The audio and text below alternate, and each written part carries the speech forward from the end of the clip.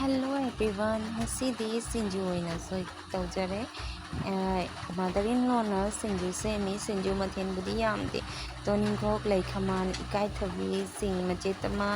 gobi adutani asidai beson khara ngaujare sinju da hapnabagi asida motor su khara ngauwe suna hapagadi yam hawi sinju se morokani khapkani morok se yam saraga chaba ngamte ngauna loijare huji ase morok yam saraga su sinju se chaba ngamnade akhoige sida grind tawna thamme huji